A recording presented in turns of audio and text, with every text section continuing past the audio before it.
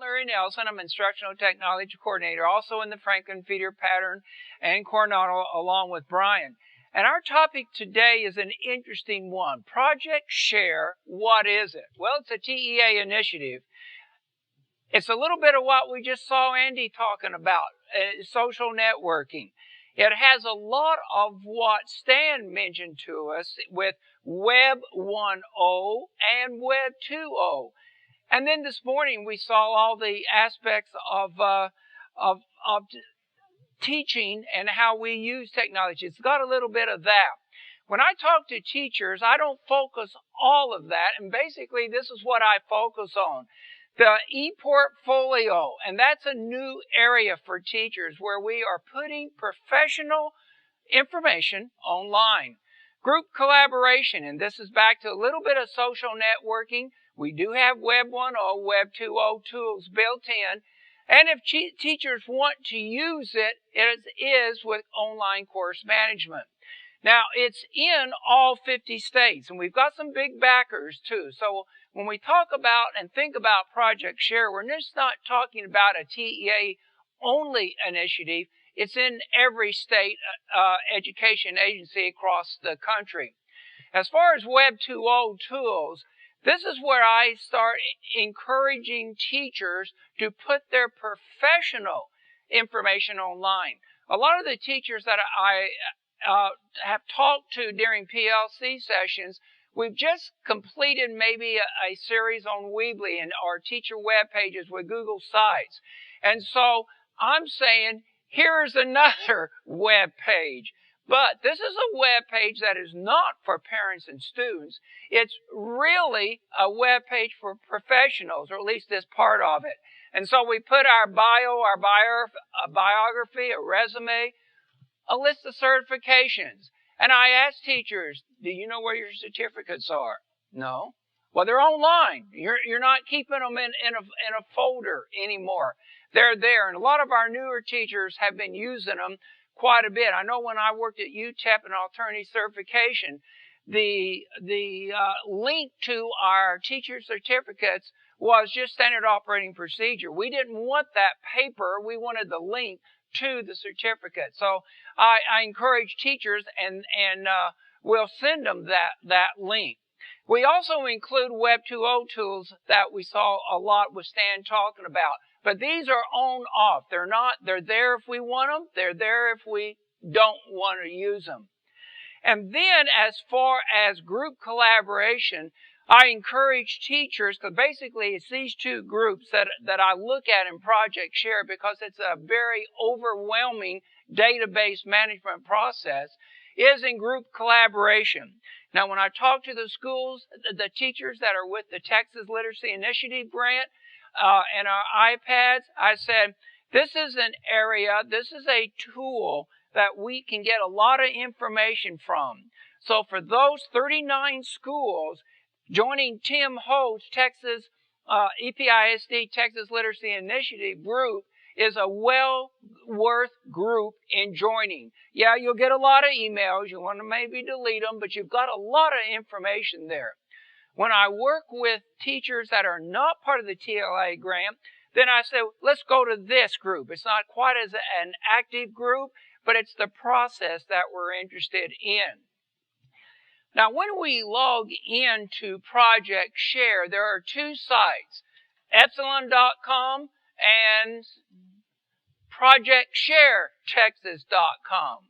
Now, when I encourage teachers to go here, it's because it's a much shorter URL, and I have it posted on the slide like I do here. And I said we log in at EPSI, not EPIS, EPSILEN. Yes, there's an LON, and it's a different website. So epsilon.com is Project Share. As far as TEA goes, Project Share Texas is that portal into the same database. So using either URL logs us in. Now, the handouts that I'm showing you today, I have in full on my web page at webclass.org. And in the left sidebar, it's a PDF file. It's a large PDF file because I have it more detailed showing teachers what to do. And click on Project Share. When we log in, that has been a problem.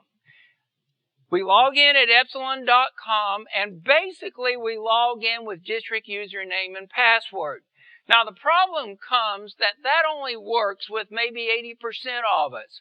And the reason is, when I work with our teachers in PLC sessions, they said, first thing, when you can't log in, that's not good. So I say this. Immediately click on the first link. I forgot my username. I said, you didn't forget your username. Sometimes our usernames are different in Epsilon, in Project Share. I don't call it Epsilon, I call it Project Share. So there's a little neat tool in Project Share. I said if you put in your district username and press retrieve, immediately on the left-hand side is your Project Share username. I said mine's different, and that bothered me a long time too in trying to log in initially because my Project Share, I had to remember, I had an extra number added to it, whereas the district did not. Now, the next problem is I still can't get logged in. It doesn't show, I get an error here. Well, in talking to Tim Ho, this is going to be fixed because the problem was it was always manual registration and now it's going to be automatic registration, daily automatic registration, and that's going to help. So no longer, I always say skip the second one, the third one is much better. No longer, we hope, do we going to have to do this. When I was with Cindy Donnelly at Roberts, she had 3 new teachers since January, or actually 4, maybe 5. 2 of them we were able to get in, and the other 3, I hope we are in August, through this new method, because they were not in the system at all. And so I think the state is looking at that and fixing it. Anyway, we go back to our district email to retrieve passwords, and it's usually there very, very quickly if every teacher is initially logged into the system. Now, the home page in this database management system is called My Portal. And so when we first get logged in and we go there, it can be a little bit overwhelming because it's totally menus-based system. First of all, I point out to the teachers that we have a newspaper-like information screen here. And basically, we add, it consists of gadgets, we add these gadgets as we choose or delete as we choose. And there is a button up here, and during PLC sessions, we go through this process. Again, if you want to delete them all, you can but 4. And so basically, this is what we're looking at. There are 4 optional and there are 4 required. If you want to get rid of the optional, that's fine. And basically, you just drag down into the gadget area and continue. And now we have everything on our home page, My Portal. Things like this, like TA, this is an old announcement, but the South by Southwest Conference, calendars, and all types of information, not only in TEA, but throughout the Epsilon system. So basically, this is where we begin at My Portal. Now, this is the area that I really concentrate with our teachers on, because now we're putting a lot of our professional information online. And so when we click in the left sidebar, My ePortfolio, now we're looking at things that we would not necessarily want to put on a Weebly or Google Sites web page or anywhere else in a social networking area. Possibly. First of all, My Bio, online resumes, links to our educational certificates, whether they're in Texas or anywhere, and not just the basic teaching certificate, but all of the other additional certificates as well. Any professional achievements or research that we're doing.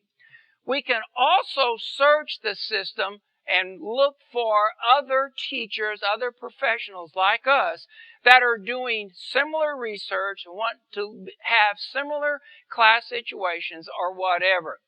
And then the tools are basically a Web 1.0 or Web 2.0 and social networking tools.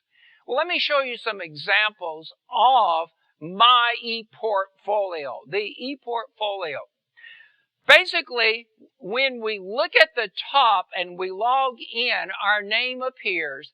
The URL directly above our name is that ePortfolio URL, which consists of epsilon.com/username. And that's the way it's set up. Even though this username may not be district username, it's the Epsilon username. In my example, I give mine and also give Cindy Donnelly at Roberts.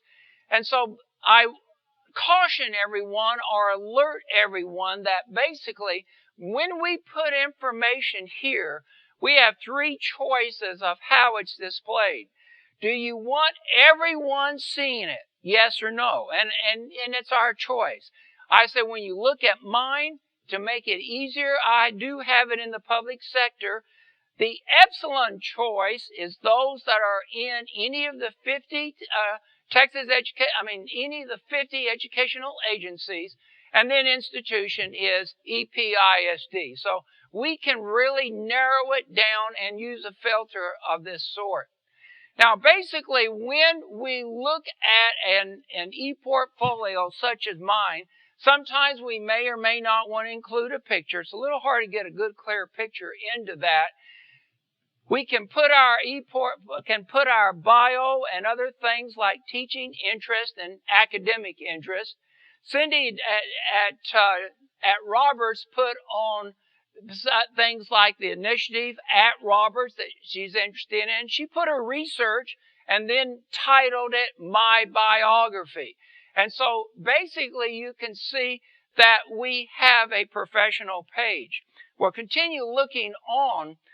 There is a contact form that can also be used. We can turn it on, we can turn it off. And the reason I encourage teachers that on your My ePortfolio page, use that like we looked at that contact form in Weebly. Use it as that initial contact. After that, you're between district emails or private emails or whatever you wish. But this is where another professional, we're not looking at parents so much at this point, a professional can contact you and make that initial contact. Also, on the right side, we do have showing groups that we belong to, as well as other quick links that we may want to include. We have a bio section, and I encourage teachers, a resume section. I encourage teachers, here is where you don't have to look at or find where you have that resume. You can present this, and it is there, though, of course, we will keep a file copy. We also have an area on the My ePortfolio called the Showcase, and this is where, as a teacher, you can highlight your most successes. In this case, I've had a good year with the webinar, a whole new initiative, and so I highlighted that in this area. Whatever you do, you can show instructions how to get to that particular share item. Now, one interesting thing about the certifications, and I follow Cindy's here, is that she used her school logo from Sul Ross. And so originally I thought, okay, I'm going to go back and put Texas Western. Couldn't find Texas Western. Use UTEP. And so what was interesting is that she used a link to her certification, created a tiny URL, and this was what I encourage teachers to do as well.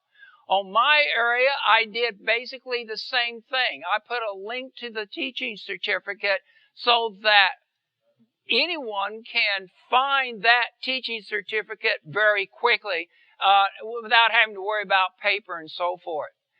So that is the My ePortfolio URL. It is a web page. It can be a Web 1.0 where it's just display. It can be interactive with Web 2.0 as Stan showed us some of those tools. But Epsilon has its own tools for Web 2.0.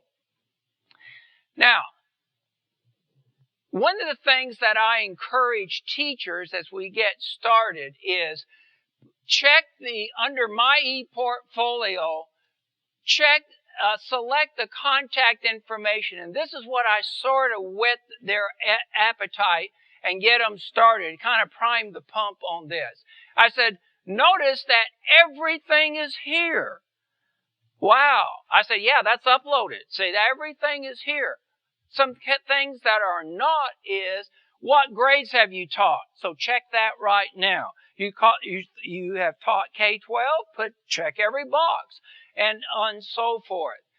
Check your contact information. We'll probably just leave it district. You don't want to put in a lot of personal information, but you certainly can. And so we go through that. And then down at the bottom, we can add some more information before we click submit and save. So this is the beginning point when I start working with teachers to begin their priming the pump and getting this process started. I show how we can add our welcome notes, our bio into it, and how we get that started. But I also want to move on and to another area, still under My ePortfolio on certifications, and that is put your certification in there and we'll create a link to it. Maybe put it on your Weebly, Google Sites, or a tiny URL. So I begin working with our teachers on setting up that ePortfolio and then how to edit information. We also have a mail part of Project Share, and basically it's just a way that when we join a group, we'll be getting an email from that group member. Now, one more thing, and that is in group collaboration. When I show our teachers about joining a group, in the schools, in those 39 schools, I should say, we're going to join Tim's group because of this information with the TLI grant. And then we discuss some of the parameters of that, and then we go through the process of joining that group. And basically, when we check collaboration and we search for that group, we go through the process of how to join a group, and then how to accept and so forth. Well, I think you see that Project Share is a lot. So what is it? Well, basically, it's Web 1.0, Web 2.0 tools, it's group collaboration, and it can be in Epsilon's and TA's mind, it can also be a teaching tool where you collaborate with parents. Well, thank you for letting me share this with Project Share, Brian.